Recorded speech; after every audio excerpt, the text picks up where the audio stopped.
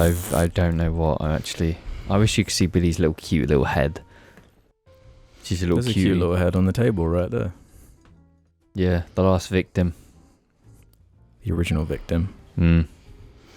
The diarrhea building. Ooh.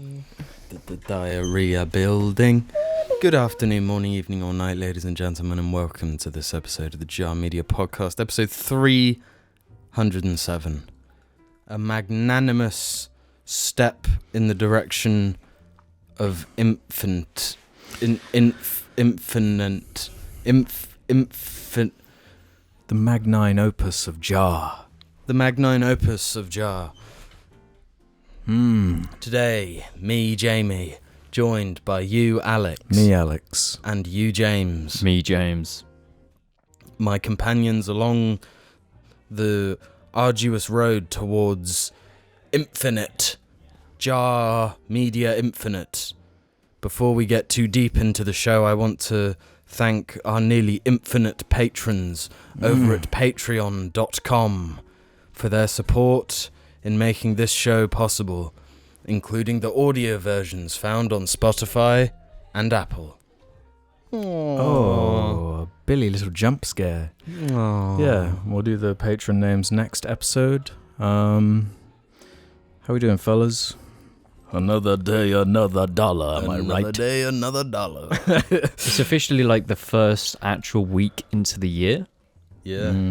So how do we feel having now approached and surpassed what? 2020? We're actually into 2023. Like, what's our feelings? What's our current projections of the year? It's just back into the hamster wheel of endless rotation. Yeah, we might be discussing hamsters a little bit later. Oh god. Just a little bit of housekeeping I want to throw out there. First being shout out to the JARChive RSS feed. Check out those old episodes. Also, a Jarling has actually started a Jar Media Clips channel that I wanted to shout out. Just search Jar Media Clips. Go and subscribe to that and check out their content. Yeah, I'm messaging them, trying to figure out the best approach to that. Shorts. Yeah, shorts may be the answer. I don't know what I've written down. Jar swears for some reason. Jar swears? I guess it's because we're not allowed to swear anymore. Recently, YouTube's kind of like adjusted the policy so they're even more strict than they kind of already were on language, which it sucks. I would want to say, like, we just don't change anything, but the problem is, if your video gets flagged for anything, it like murders it in the algorithm to such a degree where it's like, this is like, it will actually like be half compared to what it like should be, if it gets like dinged for something. So just crazy. So if you hear random kind of noises or little cover-ups, that'll be why. But real housekeeping, because we didn't do this segment or the questions last episode because it was the round off episode. Our summary, our WAP'd. Yeah, and speaking of, there were a couple of things that I was actually shocked that we forgot to mention, just like high referenced. Just want to bring up my favorite TV show of the year, The Rehearsal. It was genuinely one of the most hilarious and thought-provoking pieces of media I've ever seen. You would love this, Jim. Nathan Fielder's newest project, where it's kind of the where it's just taking that crazy budget and like just like I don't even really want to describe anything about it, more just like if you're a fan of Nathan For You, this is like taking it to the next level. And yeah, it gets quite real. Yeah, it's a really, really ingenious, like, original thing I've never quite seen before. And the nice guy said, I'm surprised that Jim and Alex didn't talk about Better Call Saul. And that was a big one that we forgot to mention, because that was probably the best show I saw last year in terms of like writing and like payoffs and just the way that all came together. I feel like we mentioned it a couple times, closer to when you finished it and when I finished it, but a month or so. Yeah, big shout out to that one. Bravo Vince said, the showrunners of Rings of Power wrote the screenplay for Star Trek 4 before that movie got into development hell. Abrams, being the current Star Trek shepherd, must have liked it, and now we have to pay the price. So, Oh, that's how they know, or how JJ knew them. that is unfortunate, huh? Interesting one here from Atomic Catacombs. Bit of a long one, but bear with me. Bear jar. First of all, Happy New Year. It's insane to think how I've been watching this podcast every week since the first episode in 2016, 6 years. I wanted to ask/talk about something that's been bothering me as of late, something I can't seem to escape from on the internet no matter how hard I try, and that's the use of the word content. How do you feel about the word? I've noticed you all use it a lot when talking about movies, TV, games, etc. It just feels like the onslaught of content is impossible to keep up with, as Alex put it in the episode. Is exactly the reason why I personally refrain from calling movies, TV, games, music, and other forms of art content, because referring to all art as content, in my opinion, greatly takes away from the importance of engaging with said art. When you use a phrase propagated by large media corporations who purposefully devalue art to encourage shoveling the next thing down audiences' throats. What baffles me further is when people willingly refer to themselves as content creators. It just seems so dehumanizing. For example, I'm sure some people may think of something like the JARCast as simply just content. Hell, that was even a community in-joke/meme here, where we'd all make up some you guys never said, and because there's so many episodes that could be seen as disposable, it's impossible to fact check. However, there's truly an art to what you guys do, and I don't think that should ever be undercut by just referring to your work as surface level content. Stuff like creating a healthy environment for yourselves and your viewers where you feel comfortable bringing up heavy topics such as mental health is truly admirable. For me personally, no longer calling art content has greatly improved my love of art. I no longer look at things as a stepping stone to just getting to the next thing. Everything has so much more emotional value to me. Now, I urge you boys to think about this too. I also personally find it lazy to lump all media forms under one banner, but that's just a whole different topic. TLDR, nothing in art feels special when it's all just content, and I believe the word is evil and should never be muttered by any human born fresh ever again. Happy New Year once more. Here's to another excellent year for Jar. Great point. Yeah, Happy New Year. I'm conflicted on this because I'm like sick and tired of that word. Yeah, I guess when I've been saying it, what I would more accurately be saying is media. Yeah, there's so much media. Yeah, but also like say Netflix. It contains a lot of content. Like it's whether it's art or not. Like it's just a descriptor. Yeah, but I've always disliked the term content creator. I've never liked that. There's never been a good term for any of these things. YouTuber, bruh.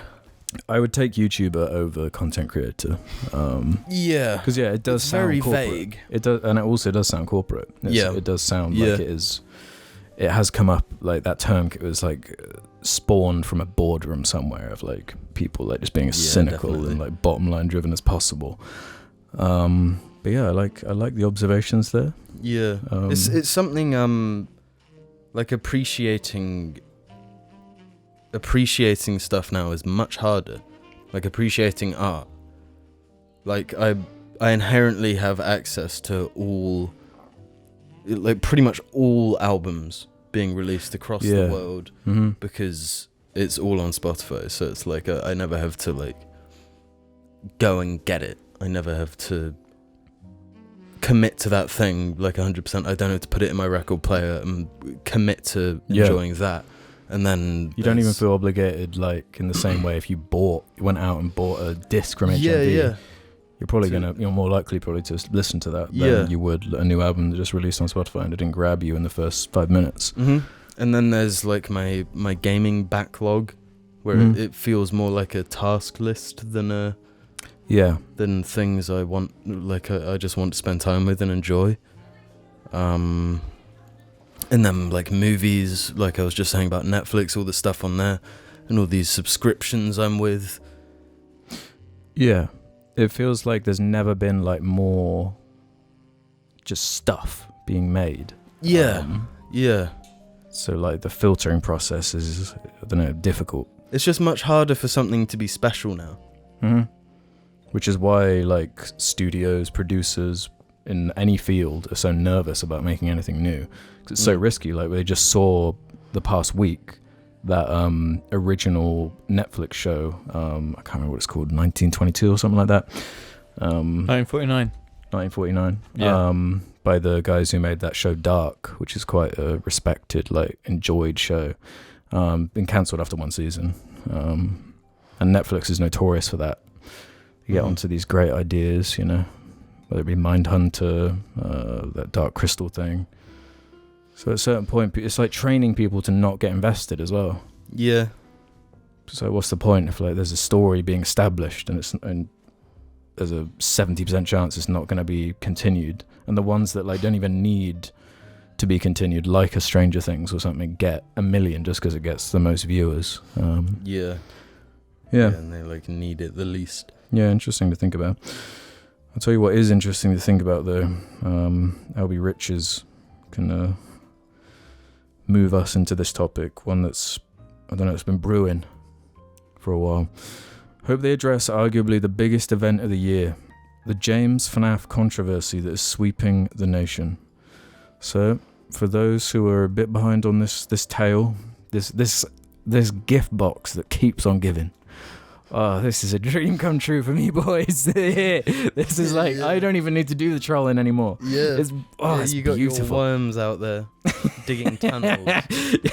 So somehow, this has been explained in previous casts or whatever. The r/FNAF subreddit has been infiltrated by JARLINGS, and one of the mods, I think, or the main mod, is a JARLING who is kind of, I don't know, sown the seeds of JAR. Like the banner is just all of JAR, and it's an extremely active subreddit. It's got like 20k people on it and growing by the day.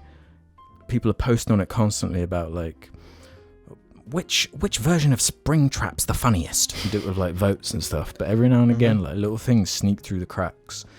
I've compiled a bit of a list of like some of the recent chaos that has been going on, because it's been going crazy to the point where I couldn't actually find what sparked this latest adventure going on over there, but it's something to do with a JARLING is sowing these seeds, kind of spreading this story that James is the true creator of FNAF, and Scott Cawthorne, is that his name? Yes. Yeah. Actually stole the idea from James. So yeah, I've compiled some of these recent posts, and I thought it would be interesting to go through a couple of these.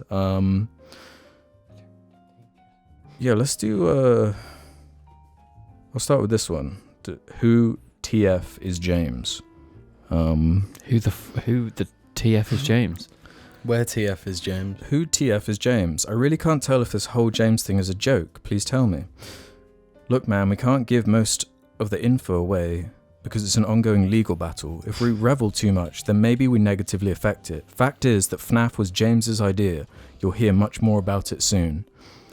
And then these poor FNAF fans that get into the replies.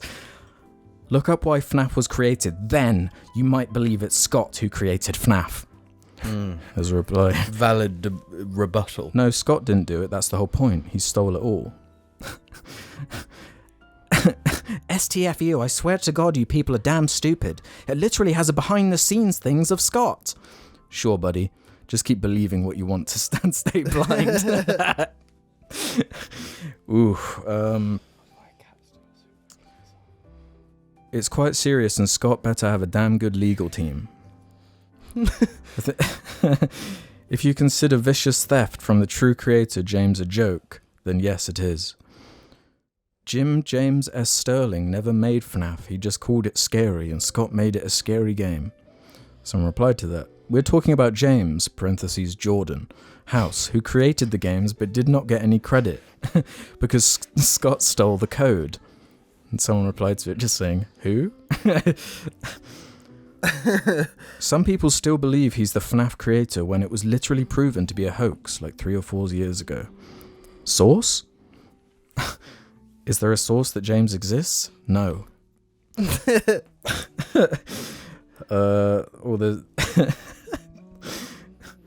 Well, the FNAF fandom is split. Let's look at this post. People still believe the lie that Scott made the FNAF series when in actuality James created FNAF. The Google Docs are out there. 4chan has exposed this and Tucker Carlson even addressed it on Fox News 2 years ago. How are the sheep still not waking up to the truth? Head up, Gooners. The real FNAF fans stick with the truth. Master Muncher out. Oh, this is from user the Master Muncher. I love that these comments. I've got like an evil little black cat sitting on my lap. FNAF like creation slicing up your leg as we speak. I do. It's disgusting to me that people are trying to write this off as some inside joke to discredit it. I thought higher of this fandom, but I guess that was undeserved. Trolling is just gaslighting. Yeah, it's gaslight gatekeep and then girl boss. Someone actually commented saying, who cares? Where was that James for 10 years? Is it too late to come and say, yeah, I was robbed in 2011, so I want my games back? There is nothing he can do now. That's what you think. But then you get juicy you get juicy posts like, what does Pessadick mean? Is it some sort of inside FNAF joke? And what does the person Alex have to do with it? This subreddit is very confusing. Top comment on it with 34 upvotes. It's the original name for Golden Freddy. Pisser being a reference to his colour, Dick a reference to his original name. Jesus Christ. Gaslighting actual kids. Yeah, that is true. Take the whole James thing more seriously. Where did you find these? Because I did not. Because I know that some of them were leaked out until the actual Five Nights at Freddy's subreddit. The actual one. Not the FNAF. Snash Flaff. Snash Flaff. Frankly, I'm tired of this James stuff. This subreddit seems to be full of these trolls who rudely deny that James is the original creator of the game. He got ripped off and his code was stolen. It is obvious. It is time to do something about these trolls. Justice for James. What do you say, James? What's your retort?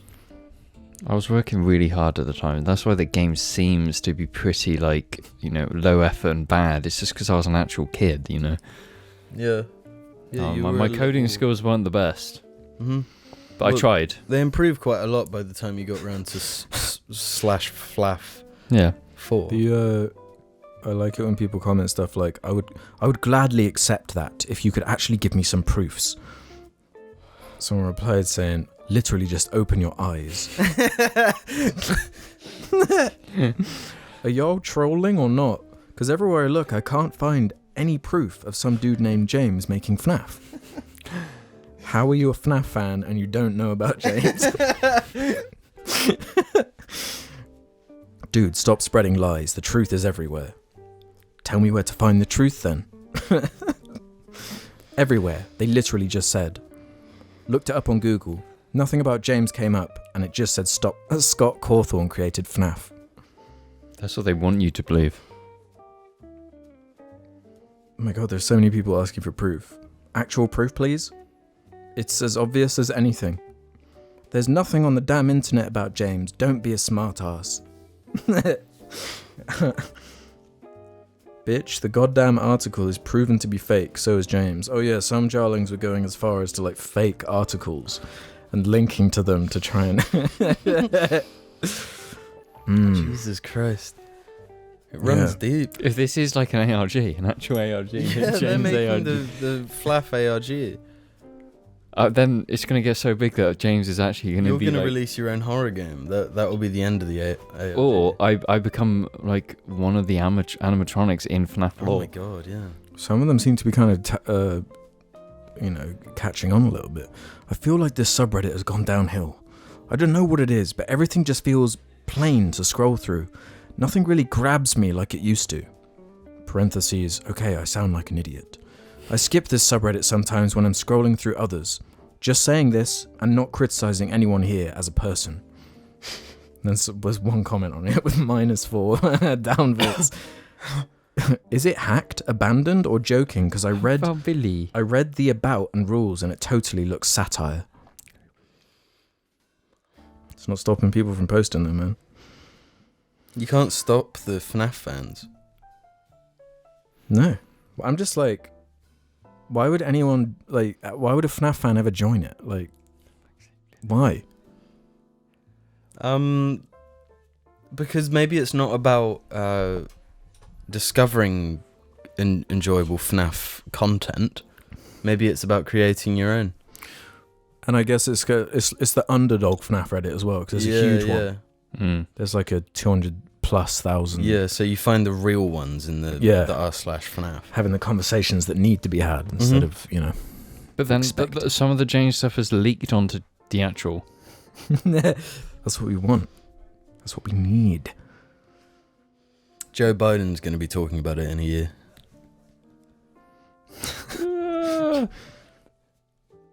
5 days ago, there was this post. James is getting clawed in the ankle.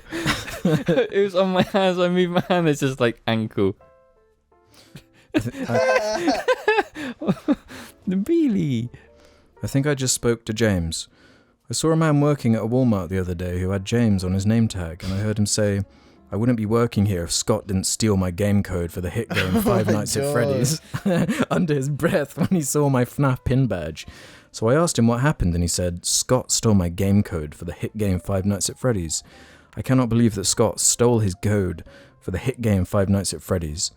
Hashtag justice for James." Yeah. So head over to r/FNAF and join in the fun. Yeah, everyone get in there. Pile in. Woo! Yeah. I want to say I ever since I told that poo story on the cast, I have been having way more close calls. Really? Maybe it's like coded into your subconscious now. Well, yeah, my brain is like, well, you've done it once. You might as well crack on.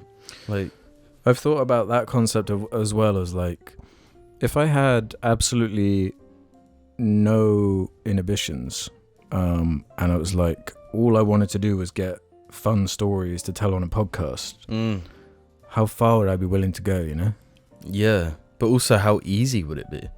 Yeah, there's also the option of just lying. Yeah, just but like, There's you don't get those. Wait. Yeah, you don't get the sparks of like. you have to be like Joaquin Phoenix. You need to be like a proper good actor, Yeah, Yeah. come up with, and just start crying. Whereas if it's something crazy you actually did. You can actually explain it a bit better. Yeah. Like, we've never lied about a story on Jar. You did that once. The dog in the office. The dog. The That dog, was good, dog that was- doing a really loud fart in my office. But the thing is, that wasn't completely untrue. Nah, here we go. No, the dog was actually in my office at that time. It was a huge golden retriever, and it did fart. But it obviously wasn't a quiet room. I just heard it and freaked out. So it did, part of it is true. I just had to extend it, and that was a bet with Jamie anyway. Yeah. We said that we made a joke about I can make Alex believe anything I was saying, and I pulled that out of my arse. And it worked. Just the other day I was going up the stairs with Paisley, and about 4 steps, like each step had a little Paisley fart with it. I don't know if it's just like a golden retriever thing, because Max would do the same. Is Paisley not triggered by farts? She gets embarrassed. No, because this is the thing. If I fart, or even Gaius farts, if I sniff, Gaius will literally like scream at me. He'll get really aggressive and scream. Really? Yeah. So if I start, if there's like a nice candle burn and I start sniffing, he'll be in the other room and he'll just start howling at me because he's been like triggered to think it's his own fart. Well, if we're talking farts and this kind of thing, and this creature is right here, Billy. Big shit Billy. Big Billy. Big shit Billy. I realised how big her shits are recently because I looked after her for a bit. She does bigger shits than me. She does bigger shits than me. I don't know what it is. She's like, I don't know. She's quite a petite cat. Daddy. Yeah, she's tiny. Like she is like my 2 thighs. But like, yeah, you were here the other day, and I was like, what? Yep, she's done one. Like, it stinks up like 2 floors of the house. Yeah. Whenever she goes in her litter tray. Yeah, literally, when I came here to like feed her and stuff, it was just like, oh, she's done one. So I can smell it. It's just already like stanked out the Yeah. whole house. And I would assume it was like from, when she's on the hunt, like getting stuff. But she hasn't been on the hunt for like ages. She's just been inside. She's been a house cat for like months. Well, she's eating and then just lounging and poo-pooing. No, but this is the thing, how can her poos be that big when she's eating Just not like a sachet of goo. Yeah. It's like the few whole biscuits. it's like the whole thing just gets compressed into because they're not like just like loose and really fluffy. They're like actually dense. So if you compress one of those packets down, her poos are bigger than that. So I don't know where She eats a lot of biscuits. she does. You actually might need to start cutting down on the biscuit. Do you think so? Yeah, What, because do you think she's getting too chunked. She's chunking up big time. She always chunks up in winter. That's a classic Billy move. Winter Billy, yeah. But the thing with those biscuits, if she's feeling them that day, she'll just sit and eat a bowl, the whole bowl. Have you seen those videos of cats just like opening their mouths and just like their whole mouth full of biscuits like in the bowl, and they just close their mouth like squeezing like. There's that one that's the only way the cat knows how to eat. So it's like It's weird because I really don't associate cats with like biscuits. yeah. No, it's more of a dog thing in my mind. I don't associate cats with like gluttony at all. Mm. But sometimes, like when they're just that little bit more hungry, my God, does she go for it? And you can hear her eating from like the other house. Yeah, because like a month back, she was like in my bedroom, and her bowl of biscuits was on the ground. So at like 3 in the morning, 4 in the morning, you just hear. She sounds like Minecraft Steve eating a piece of pork. Yeah. She's a loud eater. Even when she's eating the slop, the sachet slop, she is quite loud. Yeah, the midnight slop. Don't think that on me. Well, see you after these messages. Bye, Bear Bear. Bye, Bear Bear. I do declare, bye, Bear Bear. Bear Bear shirts and mug available now. Check the description below. Open up your ears. Come on and let's live together for now and forever. It's a simple message That on comes from the r/FNAF. heart. Welcome to the second half of the JARCast, where you can head over to the suggestion thread on r/JARmedia and ask us any question you feel like, just like Mr. Tenma did. Which episode would you adapt into a $200 million blockbuster? What? Which JAR episode? Oh my god, normal episode. Yeah. Stupid But question. what would you realistically? What would you do with that money? That budget? We'll put like loads of monitors on the floor and in the background and just make it the same. Yeah, imagine episode. like a screen on the floor. Of Joe Rogan episodes. Loads of screens of different Joe Rogan episodes. Like that dome that they make, like the Mandalorian. Yeah, but Joe Rogan.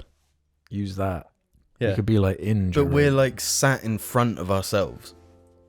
Watching Joe And Rogan we can episodes. CGI youngify ourselves to look the way we did Yeah, we can spend all the budget on like deep faking.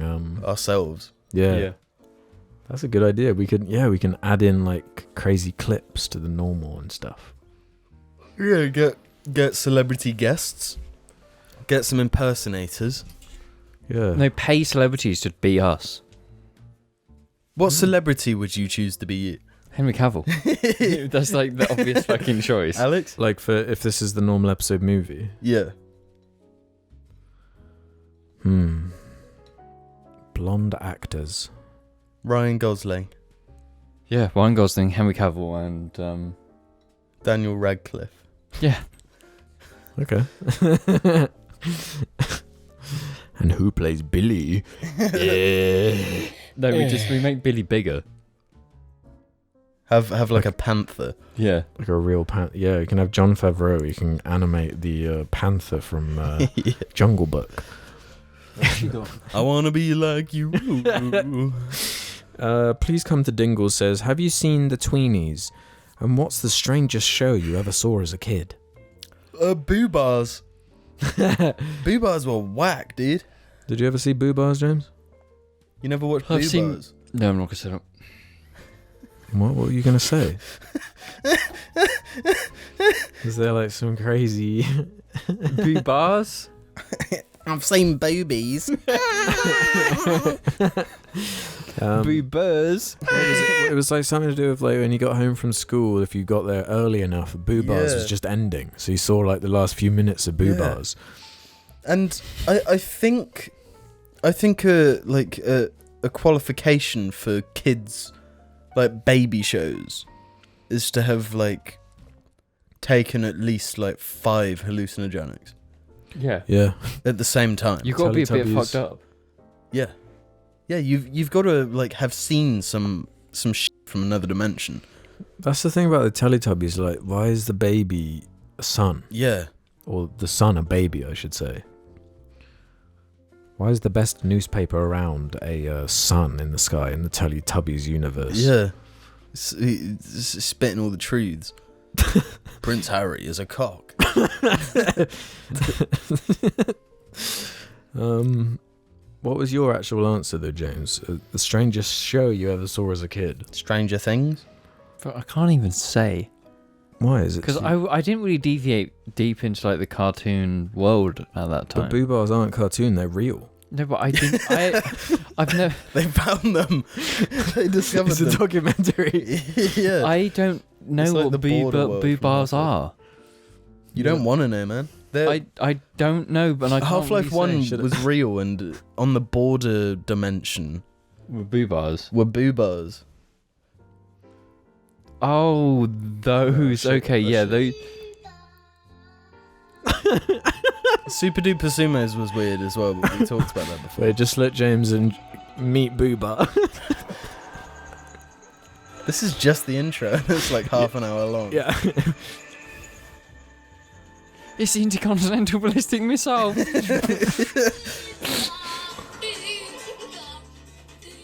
This is really deranged. What the actual is this? The same shit, yeah, dude. It's Australian. Of course, it's Australian. It's the boo bars. It's the fucking boo bars. Yeah, they're just native in the Australian outback. Yeah. Oh, it's China. Oh, they're worldly. Why are the kids like hysterically saying it? Like, Is this the intro? Is this really the intro? What the? It doesn't establish fucking anything. I hope it shows them. Intercontinental ballistic boober.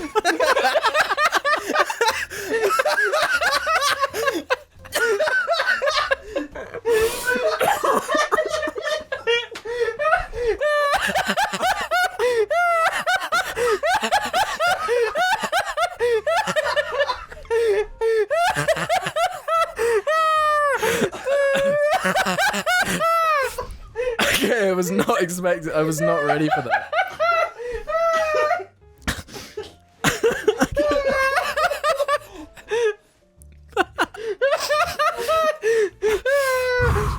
Okay, that was. Whew, okay. So those confused, like, go on YouTube, search Boobar intro, and go on the one uploaded by Dat Fuzzy Sheep. Just watch all of it. And you'll understand. I really thought that I was not expecting that at all. I'm not gonna say what it was either. Jesus. No, this is no, like genuinely, in terms of memes, there's nothing that fucks it more than that unexpected. That just, it's like the fucking Toy Story one. It's just like, yeah, I don't know why. Wow. Yeah, so that's definitely my answer. Yeah. Yeah, I don't remember it going down like that. Well, you mentioned the Super Duper Sumos, yeah. Yeah, that was weird. It was like the whole butts thing. They got butts. Yeah, which I mean, it isn't wrong. Jesus Christ. I remember our cousin was obsessed with In the Night Garden, which I found quite creepy. Oh yeah. No, In the Night Garden was quite like weirdly creepy. The things like babies find soothing are like really creepy as Deranged. animals. Yeah. They're like horror movies. You can like repurpose them for horror movies, Yeah. and they would be as FNAF. effective. Yeah. Yeah. I mean, you love Teletubbies Me? as a little baby. But Teletubbies wasn't that weird. It's Bro. pretty weird. You've seen The Bear and the Lion, I presume. No, You're joking, but you haven't seen Bear and the Lion? bro, we've No, talked. everyone talks about how scary it is, but I didn't see it as a kid, so it's not that scary to me. No, but here's the thing: we've talked about this because I didn't watch like kids shows when I was growing up. I watched Top Gear.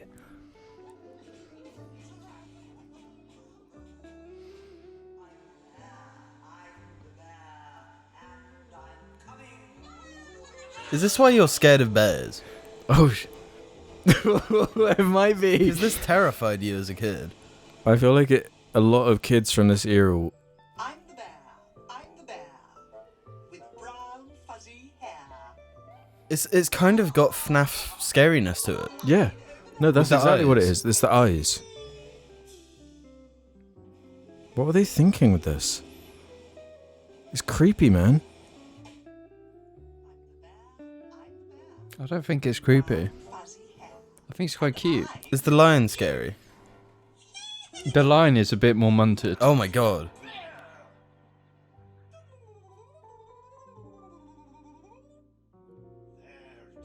Wait, would a bear beat a lion in a fight? Well, speaking of like childhood traumas, actually, I was thinking about this one. I was telling someone the other day, like the reason I'm so scared of E.T. The extraterrestrial. Our granddad, like, he moved to Wales and like lived in this. He lived in the top floor of this like crazy. Mansion. It was like a mansion. It like was in a the- mansion. a mansion, like a really old Resident Evil ass mansion Yeah. in the middle of nowhere. Yeah, in we're Wales. talking like, what was it? 4 floors? Yeah, 4 or 5 floors, And then maybe? like 3 bedrooms on each floor. yeah, it was absolutely Huge colossal, house. huge, so scary. And with like a basement, which just you don't see in the UK. yeah, Massive place. in the middle of nowhere, just the creepiest environment. This like ancient decor. It was like super run down, like gas leaks and all sorts. Like, and my granddad lived in the top floor of it. He like rented the top floor as like a flat type situation. And when I was like a young kid, on the very bottom floor there was kind of like a living room with a TV set, and I was down there by myself watching like E.T. and everyone else went upstairs to like my granddad's flat. So it was like night in the dark watching the beginning of E.T., which for those who haven't seen that movie, like before you see E.T. there's this kind of suspenseful build up to like revealing him with the ball and the Reese's Pieces. And I was like bricking it. I was like so scared. I remember it so clearly, like just being like so scared that I was like frozen, just like forced to watch E.T. until like either mum or dad came down to check on me and saw me like just bricking it and like and turned it off and then took me up. But that was the reason I didn't see the Phantom Menace at the cinema. Because of an E.T. clip. Yeah, there was like this Spielberg like trailer thing before the Phantom Menace, and it showed E.T. And my dad had like taken me to see the Phantom Menace as like my first movie, as like this big deal. But I got so scared of that intro thing that we had to leave. Oh my god. But that big mansion, horrible house thing, my granddad just this Christmas when we're talking to him about it, he was just like, "Oh yeah, do you know how many people have like killed themselves in that house?" No, It's like 2 or 3 people from that family that like owned it was owned by a family who had 4 kids. Yeah, that One was of it. them survived. One of them died of dysentery. One of them hanged themselves in that house, and I think the other one shot themselves. Yeah. So like there was like as a kid, like it was weird. Like you kind of picked this stuff up, and this weird. There was something off about that place. It was horrible. Yeah. But also kind of like fascinating and cool. Yeah, like quite exciting and Yeah, because there was this like old barn like yeah, around where the the side. owls were. Yeah, they had barn owls in that barn, which is what made it cool. But like thinking about it, it's like a really creepy location. Yeah, I'd love to go back now, but Yeah. I'm pretty sure it's demolished. Really? I think so. Yeah, because they tried to like rent it out, I think, but like Yeah, no but one people wanted like, to go there. Hell no. Yeah. Yeah. And when you say the middle of nowhere, like actually, like there was nothing around. Yeah, nothing. You had to It probably was drive woods. 20 minutes to get to like a shop or something, Mm-hmm. just to get some milk or whatever. Yeah. We never went there as adults. No. Yeah, that's where Camera Zombies was made. Mm-hmm. Yeah, we should try and get a copy of that and share it. Well, yeah. Brian Deathscene says, my favourite James quote is, I'm an experienced man when it comes to diarrhea. Is he still the mud maker of Jar? No. Who's the mud maker of Jar? I'd You. probably say it's either Me. of you. It might be me. Why is it me? Right before we started recording, we both did a poop and I was in and out. No, but I was just there longer because I had a spicy one. Because I had a Wagamama lunch. That probably means that you are more of a diarrhea man. It wasn't diarrhea though. I haven't got diarrhea at the moment. I do relatively big shits. Like big or long? Like wide. Or do you mean, are we talking like, are we talking like Yeah. half a bowl of toilet roll? No, like a big spring roll from a Chinese.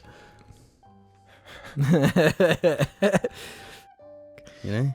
I know exactly what you're saying, and I don't like that. Well, let's just say, there's, sort of what Johnny Knoxville said. It's like you're never good at like under 3 wipes, right? Mm. You're never good under 3 wipes. Yeah, it take you at least. It's 3 wipes. You need at least 3 wipes to be clean, right? to be sure. But sometimes it's like 40 or 30. Yeah. After you've had your 3 Red Bulls and a Donna. Yeah, that's more like a whole entire roll. This is an interesting one from Leg27. Question. After all the questions you've been asked by the Jarlings, do you 3 have any questions you'd like to ask the Jarlings in return? Nah. What do you want? Yeah, what do you want from us? What do you want? If- What do you need?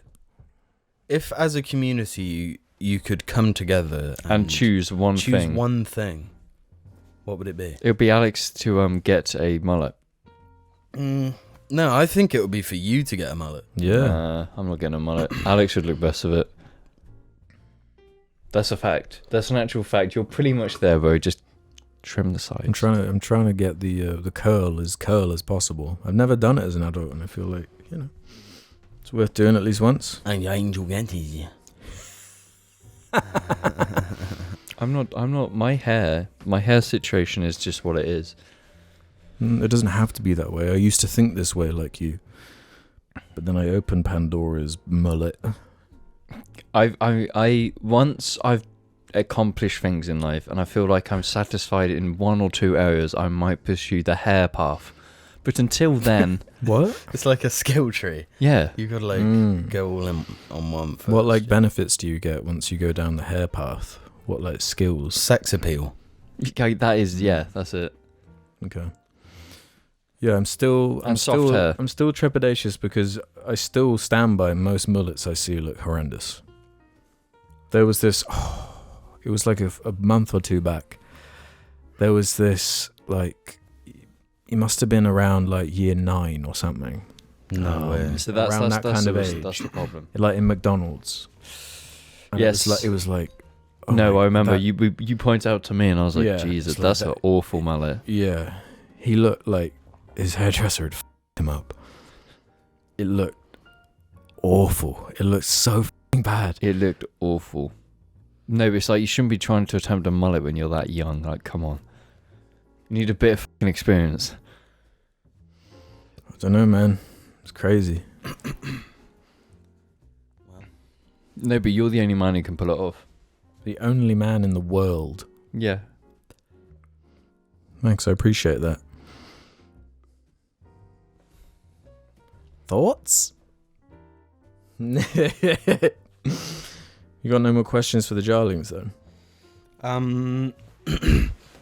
How much money to give me a tickle tummy? Ooh, new goal, new patron goal. Yeah. Beanie. But this is like their patron goal. Like I'll pay them for a tickle tummy. Man, it would be so I'll pay good to them. just be like a dog, you know? Yeah. No, be a cat. Walk in, do a funny thing, and then be like. And Yeah, get a you tickle just like tummy. get a massage. bitch. If you had to be a cat or a dog, which would you be? Is the owner like good?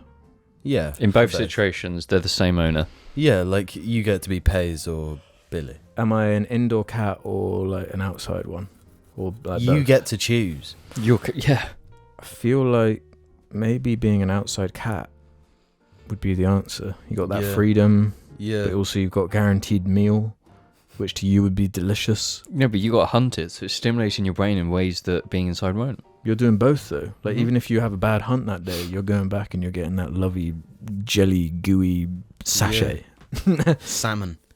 And even then, like if that's not good enough, you just find another house that will probably just give you another Yeah. sachet. Yeah. Cats have that freedom to just find new owners. They are infidelic.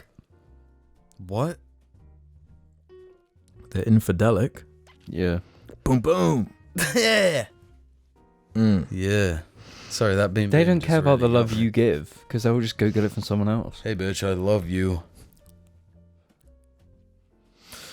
New offer 4090 says, "Hey Mingers, recently I was rewatching an early episode of the cast and one of the boys said that no game could ever be adapted to a film or a TV show.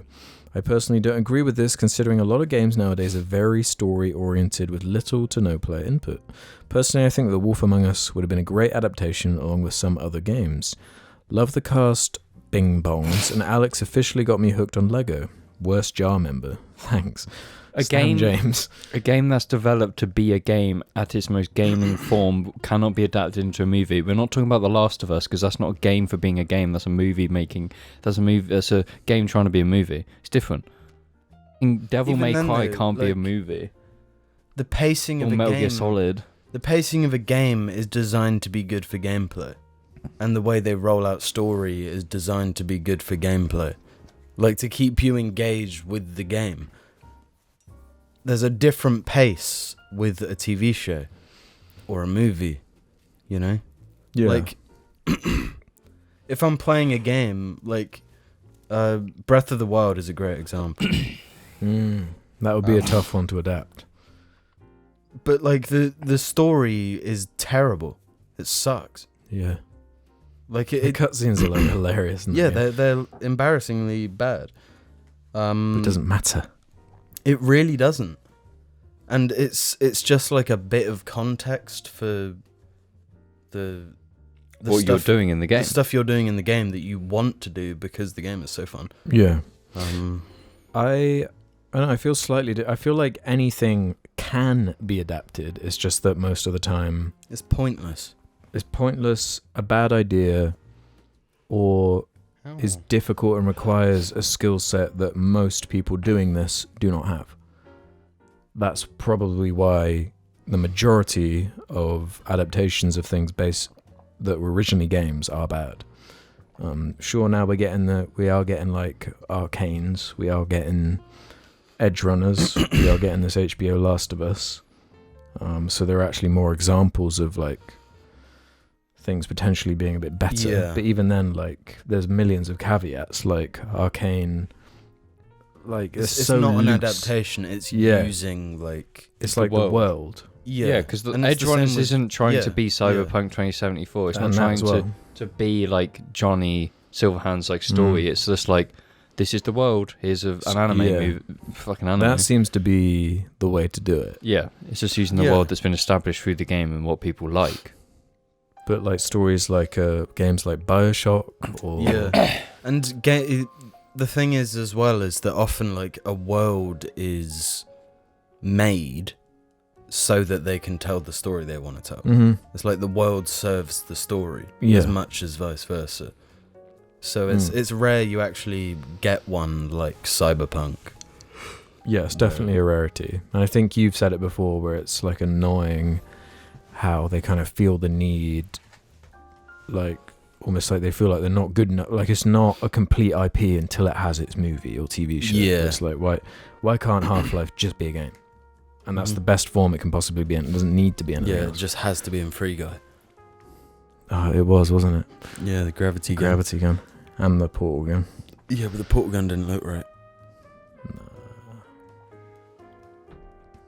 Yeah, Oh. I just think it's more of a, as I was saying earlier, with like new IPs are so risky. What are the most valuable intellectual properties at the moment in like pop culture and everyone's mind's eye?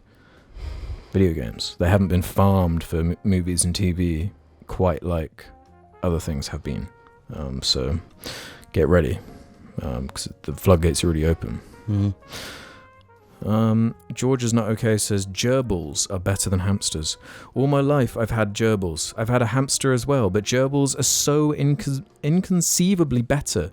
It always confused me growing up why they weren't more popular pets than hamsters.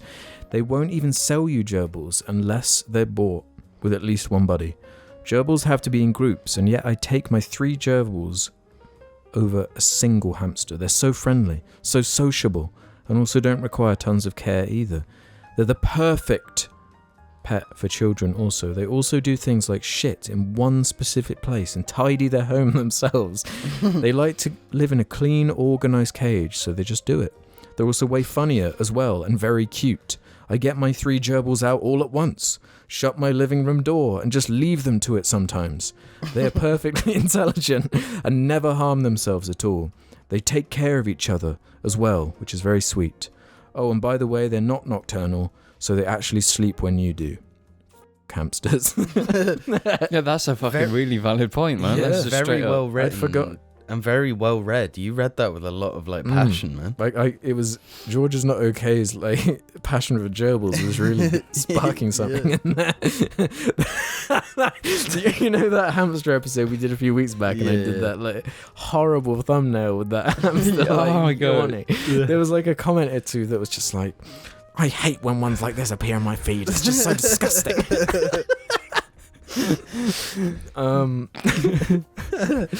Awesome. Killbastard Kills says, hi Jar. Was just watching a non-Jar related podcast and heard one of the people use the term Dibby in reference to a Dibby. Either this means that Dibby is catching on, or it means the podcaster is a Jar fan.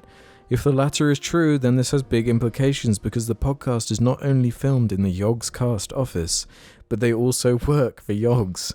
Does this mean that the Yogs have officially infiltrated? Stay shui, Jar. KBK. Holy shit. I went on it and I listened to it, and it's real. What? It was like a Doctor Who podcast. Do you want me to, look, shall I show you? Well, we're expecting a check. Write it, post it. You owe us royalties. That's our intellectual property. Yeah. Man, I was just looking at the JARCast channel the other day, because there was some post on the subreddit or something about it, and I was just looking at how many like total views they have on that channel, and it's like 2-3 billion. Jesus. IHE is 500 million. I don't understand how something can have that many views.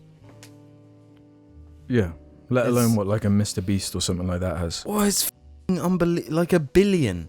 A billion is such a ridiculous number.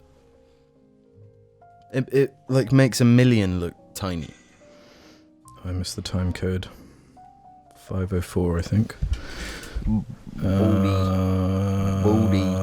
Boobies. Bodie. The biggest Christmas toy of this year? Well, yeah, I don't know. Yeah, is it Doctor Who's answer to Grogu? I mean, every show needs a Dibby. Every show needs a little... Every show needs a Dibby. What? Come on. Wait, is it a thing from a show from like that's called a Dibby? Is it in? No. Bro, if you search Dibby on Google, the second result is Jar, I'm pretty sure. Let me fact check that. Let me make sure. What the every show needs a Dibby motherfucker. We've got our Dibby I right shouldn't here. have said that. Yeah, Dibby Jar Media Wikia. There's unfortunately a song called Dibby Dibby Sound from DJ Fresh and J-Fay. And Nick Cannon. So that's something. Here's a question though. Is Billy a Dibby? Cats kind of are Dibbies. Do you think? Yeah. I don't know if Billy is. Look on the Dibby. No. She's too fierce. No, but the Dibbies can be aggressive. They can be powerful and threatening. Yeah, like Pikachu's a Dibby and Pikachu's got abilities. Yeah. Yeah, but he's not like vindictive. You're No, to saying be honest, Billy's I think vindictive? Billy's Pikachu's... mad No, this is... vindictive. No, you're wrong. Pikachu is the main character. Ash is the Dibby. Ooh, shit, that is a take. That's a hot take, though. That's the spicy take. I'm not sure how I feel about that, but I appreciate No, that. here's the thing. Could you see a Pokemon show without Pikachu? No. Could you see a Pokemon show without Ash? That's happening. Yeah, he's They're actually... retiring Ash. Yeah, There you go. he won his championship. But they're Yeah, not actually. retiring Pikachu. Mm. Dibby Ash. Ash is a Dibby. Jesse and James are Dibbies. No. What's their Pokemon? Was it Mr. Mime? No, it was Meowth. Oh yeah, Meowth. They like learn English. Meowth. Hey, I'm Hey, I'm Meowth over here. Hey, it's me, Mouth over here. Wasn't it voiced by Tony Soprano? I thought it was Joe Pesci. Pesky.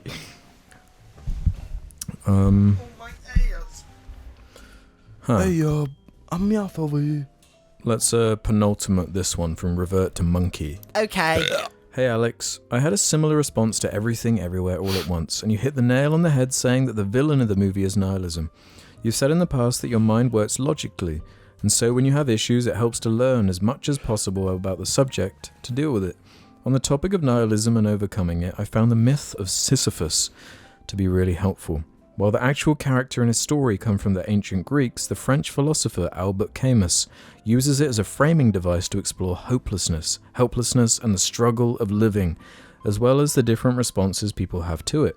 The ultimate conclusion is that Sisyphus must be happy.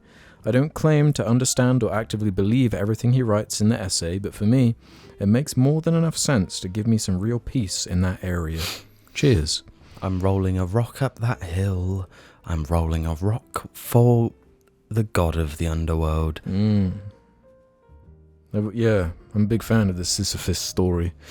Yeah. I liked it in Hades as well. Yeah, really good. Really He cool. was in really Hades. cheerful as well in that game as Yeah. well. Yeah, because I think that sort of is the moral of the story, Mhm. you know? He's like just sort of, he's like, well, might as well get bulk, Yeah, might as well get back to it. might as well bulk up. And he just starts, you know, Sigma male grind setting it. Make a deal with Sisyphus. Make a deal with Hades. Oh, jeez. The second one looks good. Hades 2, yeah, I'm excited I'm sure for it that. will. I was thinking about that game earlier. 'Cause I haven't played it since finishing God of War. I haven't really played anything.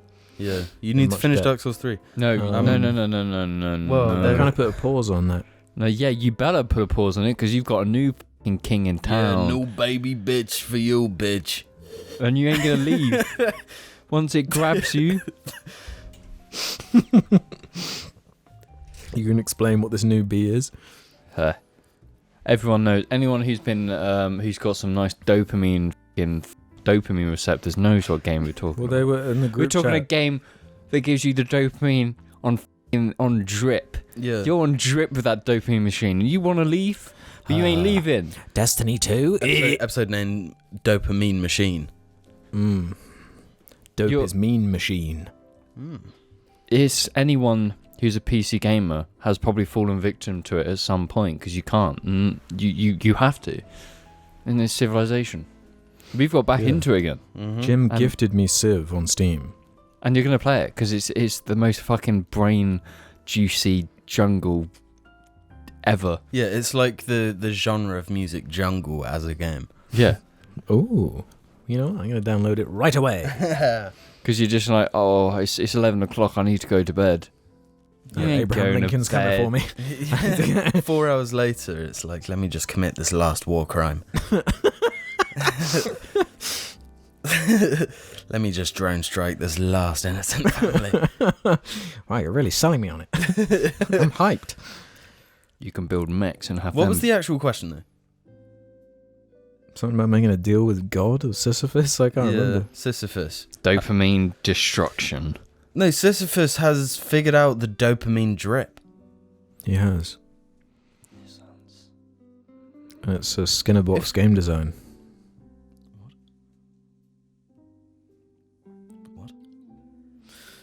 Okay. Okay, let's end on this one then from Barnacle Summer. What do I do if I have a 45-minute wait at Swindon Train Station? Don't. Just call it quits. Yeah, just don't bother. You're done. No, except I had this happen to me a few weeks back. No, you didn't. I did. No. Why were you I in did. Swindon? Yeah, why were you at the train station? Because for some reason the Chippenham station was like you couldn't go there, so you had to go. It was when I went to Wales. You had to go all the way back to Swindon and then go to Chip. It was like a really weird. But I was stuck in Swindon, so I went to get a coffee from a thing there, and I said, "Can I get flat white?" And they went, "Do you want that small or large?" Oh my god. And then I was like, I don't know what to say. It's a flat white. It doesn't come in large.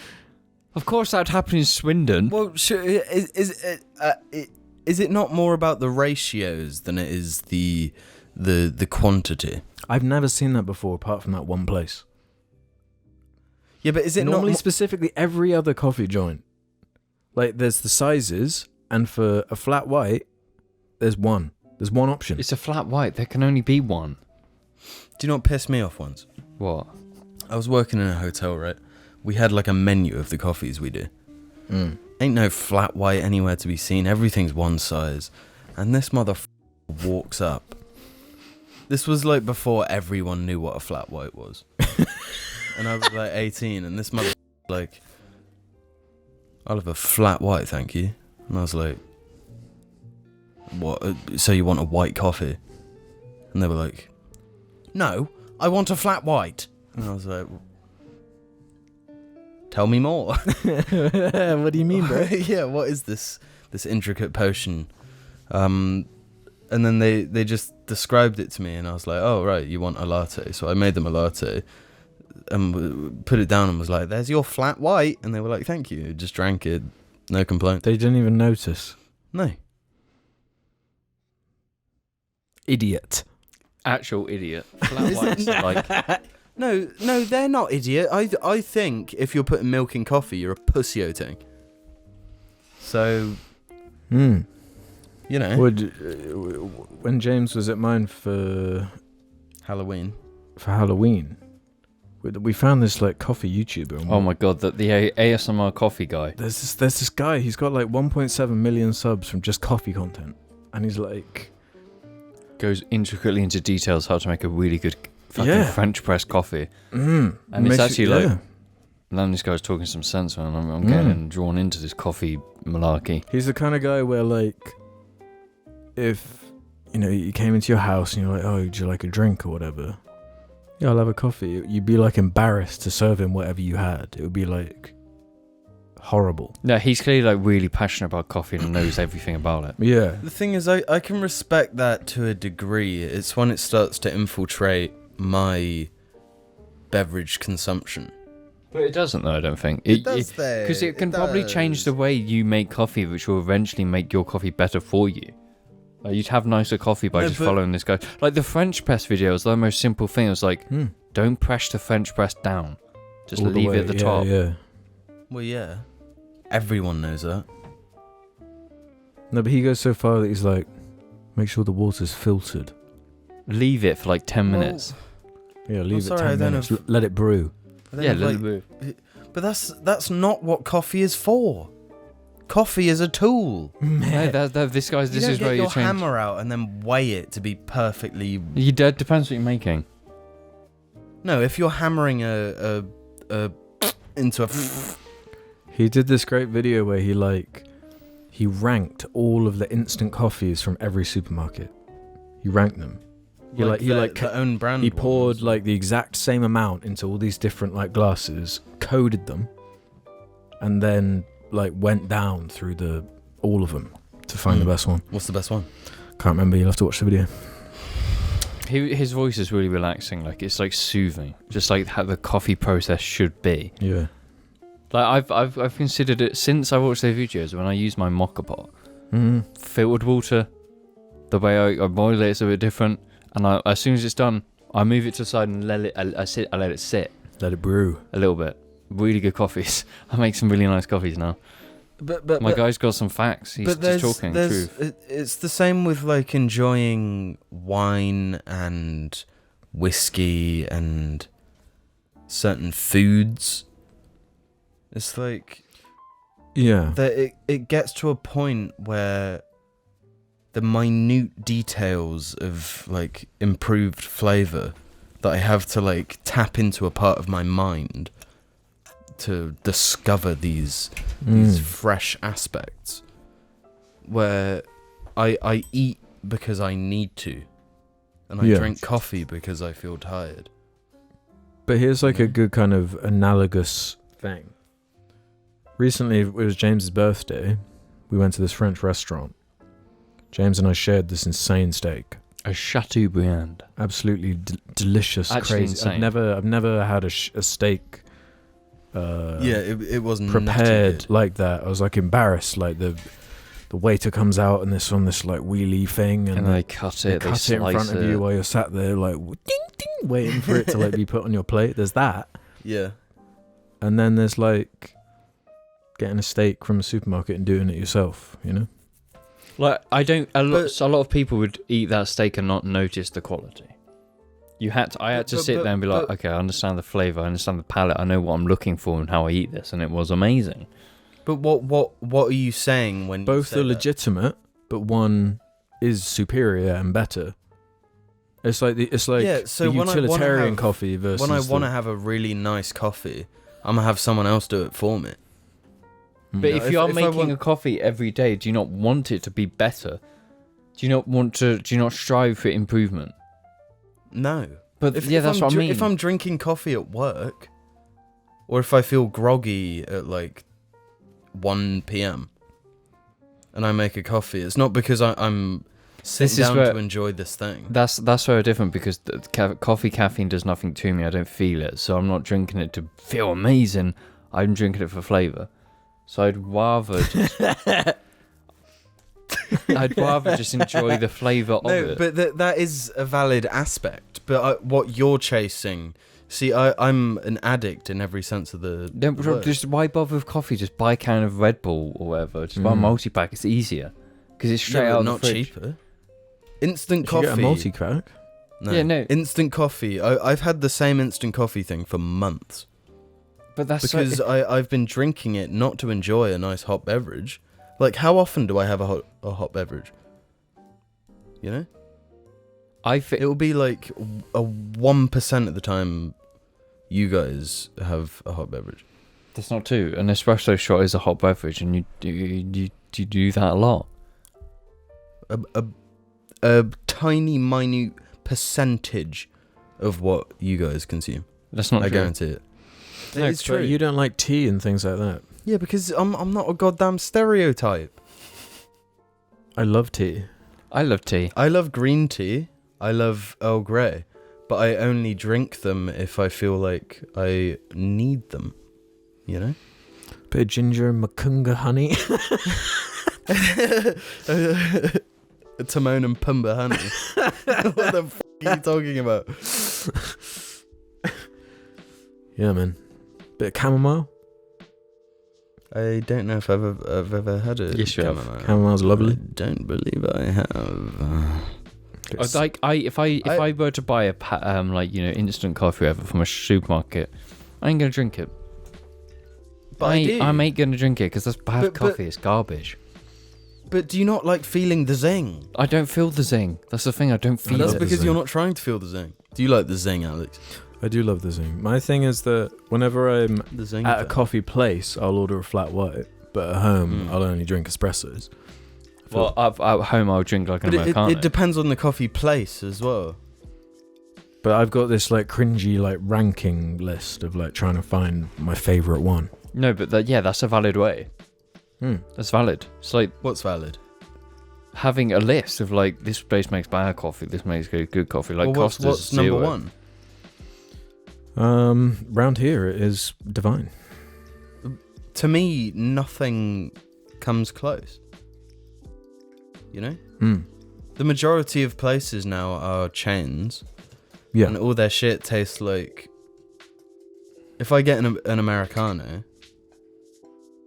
Well, that's one of my favorite tastes things. the same or no No. better than my instant coffee. That's what's cool. That's why I like have it like I've just decided that flat white's my one. So if I'm in a city, if I'm traveling somewhere, you whip open Google Maps, you search cafes by highest rated, and then you go and get a coffee from there and see how it ranks up. To all There the are other some really places good you've been. ones in cities. Like cities have like really weird, Some lovely independent ones in stuff. Bristol. I had some nice ones in Wales when I was there recently. Nice ones in Bath. Yeah. Anywhere. When I went to Holt, some lovely ones there. I just hate enjoying Holt? things. Where's Holt? Holt. What hole are you referring to? The town of Holt Where? in the UK. No, but where? You know, it's like that way or something. I drive through Holt every day. Not that one. Good, because that one's the shittest place in the. You don't through Holt. I do. No, you Holt is don't. the worst. It's the worst paved town in Britain, because it's about that long, and that much of it is bad roads. I'm talking about the one that's kind of near the ocean. Not the Holt I'm on about. Holt. It's like, it kind of looks like the town from Hot Fuzz. It's got Where's that, Holt? dunno. Outside Bradford and Avon. I work in Bradford and Avon. I hate geography. Geography's amazing. No, well, what do you mean? It's like I It like doesn't- knowing things. It's like You like knowing where places are in relation to other places. Yep. I think it's really valuable, but we don't need it anymore. No, we do. We've like sorted it. No, we haven't. Or Google Maps, Yeah. which is it's an external app you're using on your Apple phone when you could just use a Google phone and it'll be on the phone. Well, I could use Apple Maps or whatever, but But you don't. You don't want to risk using that. It might take you off a cliff edge or something. yeah, it might take me to Yeah, I've heard of that. Well, somebody take it away. rotten hell, bitch. Rotting somewhere nice, lovely.